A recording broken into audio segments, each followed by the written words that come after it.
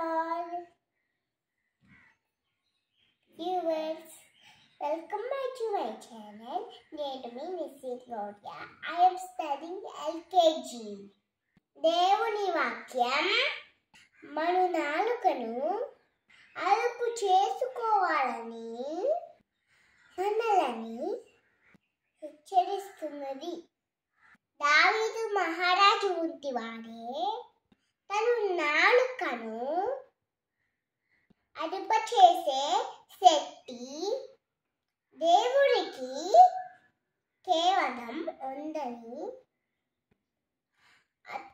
అతడు గ్రహించాడు. కాబట్టి తనకు అవసరమైన శక్తి సామర్థ్యం దయచేయమని దేవుణ్ణి అడుగుతున్నాడు.